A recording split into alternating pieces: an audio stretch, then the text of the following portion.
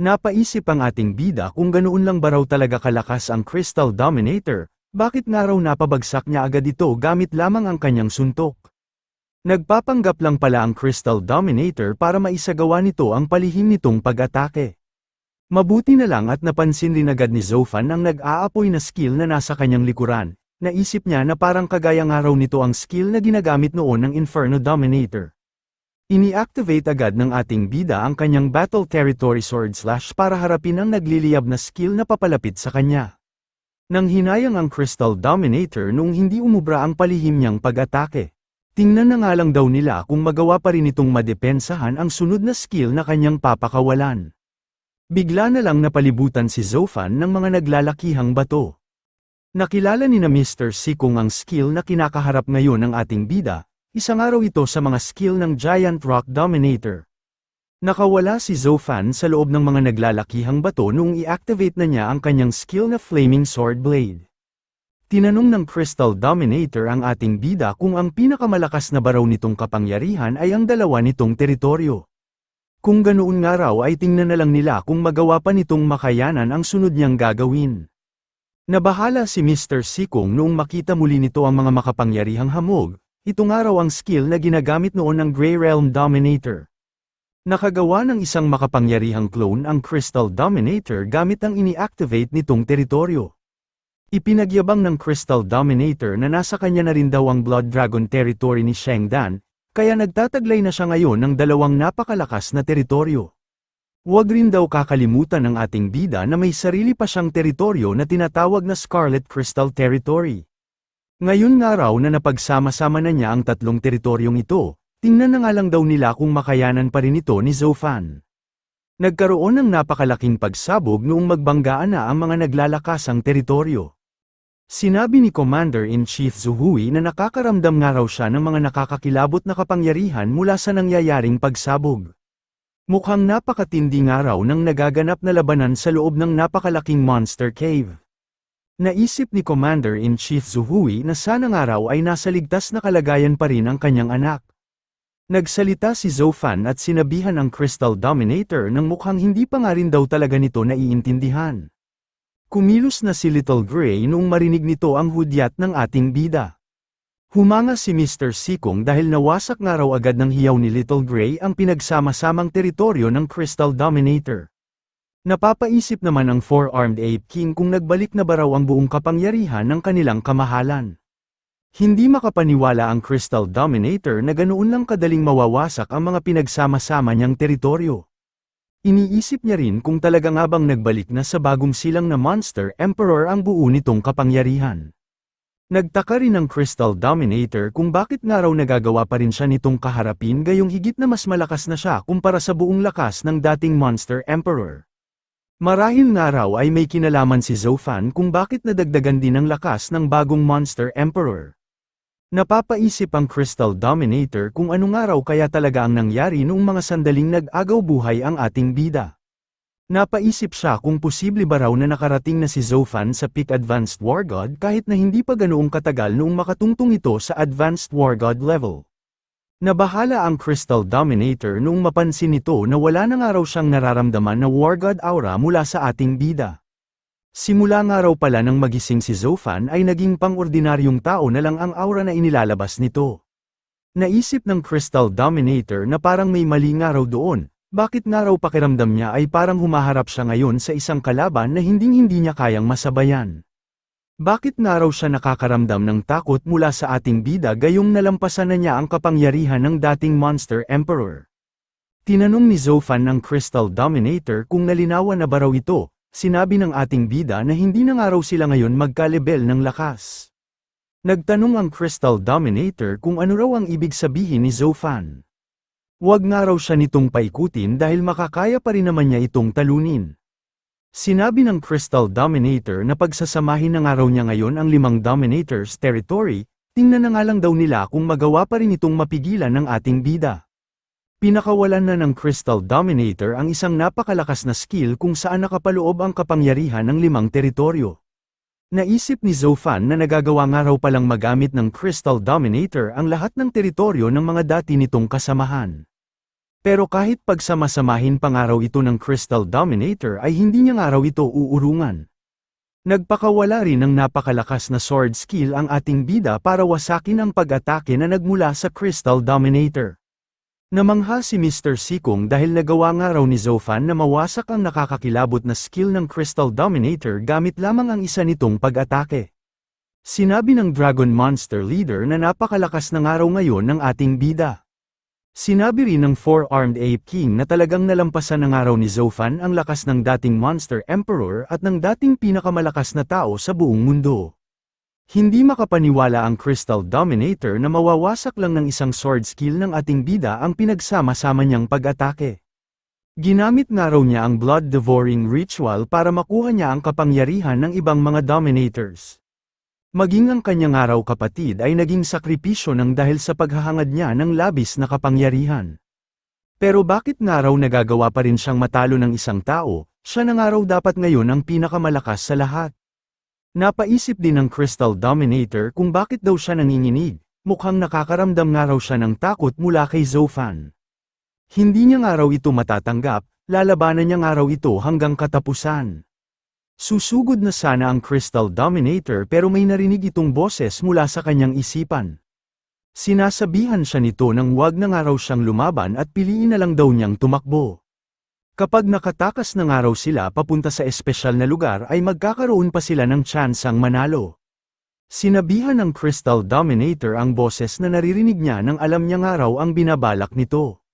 Sumagot naman ang boses na naririnig niya na ginagawa niya lang daw ito para rin sa ikabubuti nilang dalawa. Kapag namatay nga raw ang Crystal Dominator ay kasama na siya nitong mamamatay.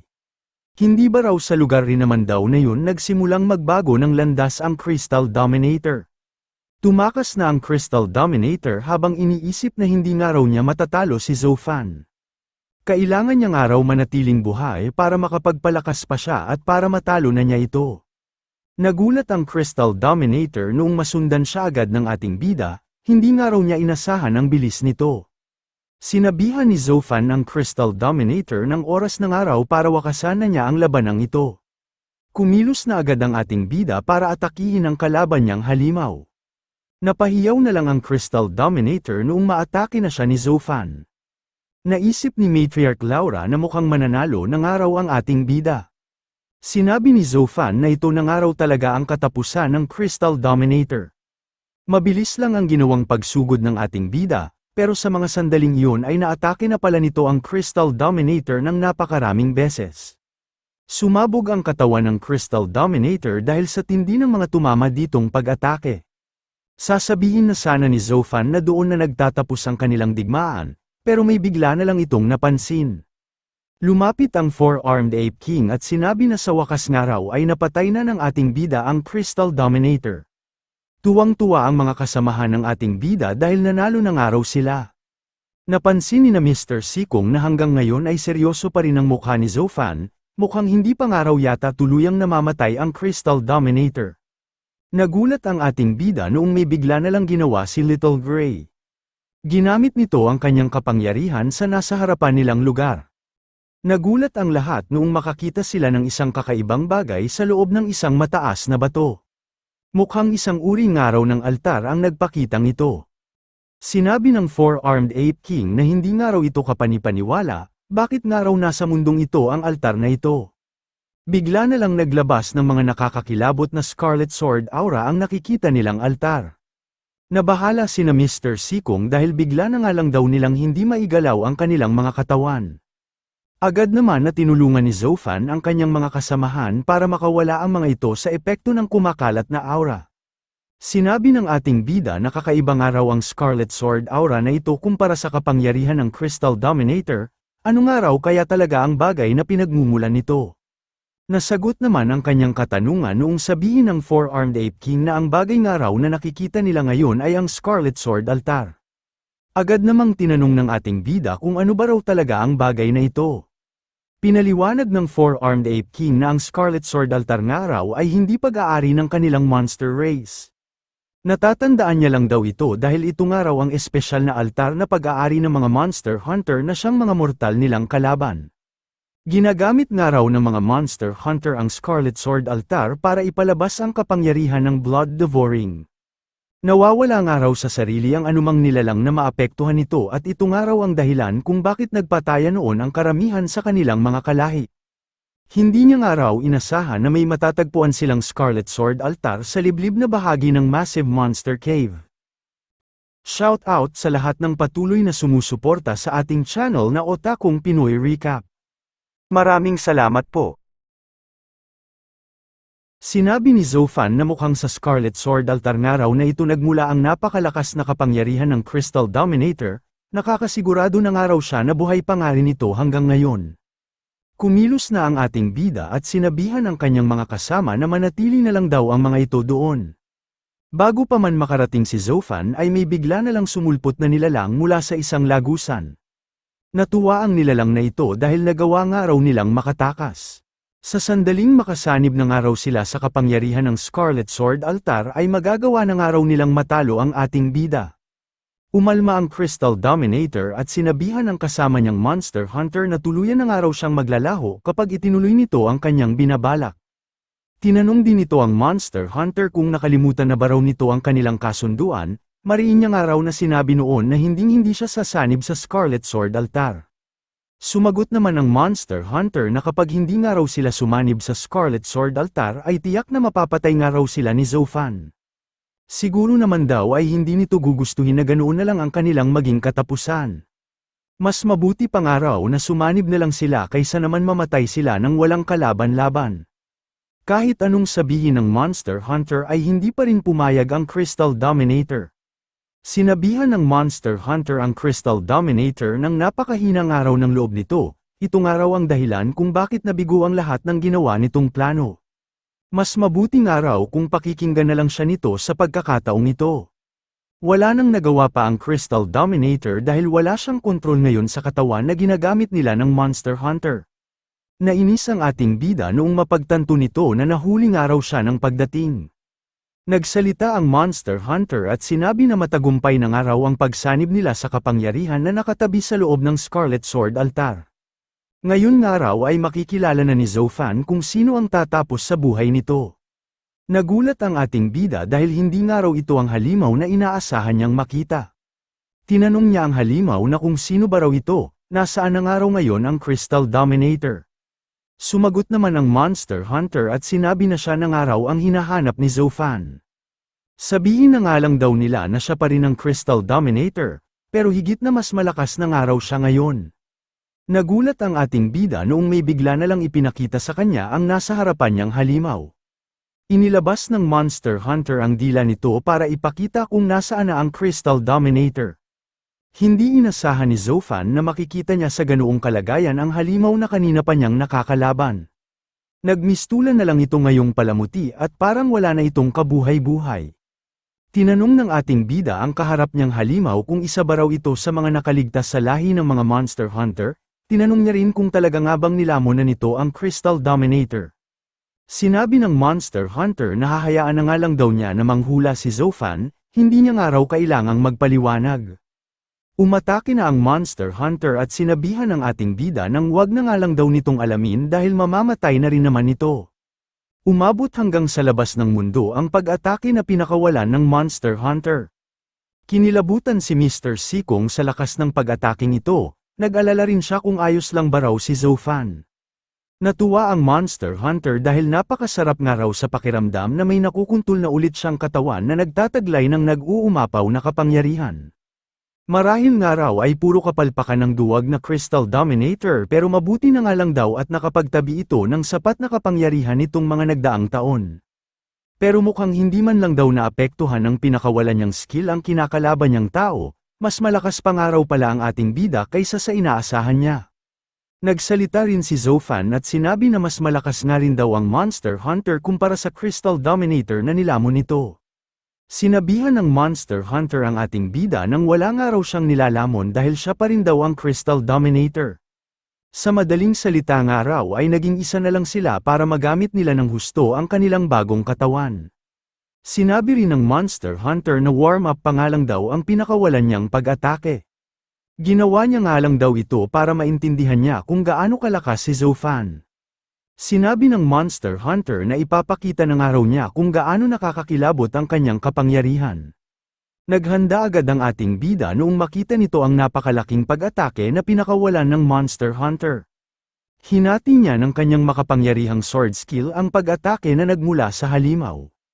Pinuri ng Monster Hunter si Zoufan dahil nagawa nga raw nitong makadepensa sa ginawa niyang pag-atake. Tingnan na nga lang daw nila kung magawa pa nitong makadepensa sa sunod niyang gagawin. Sinuntok ng Monster Hunter ang ating bida gamit ang magkabila nitong kamao.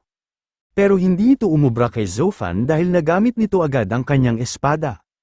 Kasabay ng pagdepensa ng ating bida ay nagsasagawa rin ito ng kanyang mga pag-atake. Habang ginagawa ito ng ating bida ay naisip niya na nakakakilabot nga raw ang kapangyarihan ng halimaw na kinakalaban niya ngayon. Higit na mas malakas pa nga raw ang kapangyarihan ng Monster Hunter na ito kumpara sa Crystal Dominator. Nakaramdam ng tuwa ang Monster Hunter habang nakikipaglaban ito, napakatagal na panahon ng araw noong mapasabak siya sa isang matinding laban. Talagang nasurpresa nga raw siya sa kapangyarihan na ipinapalabas ngayon ni Zoufan.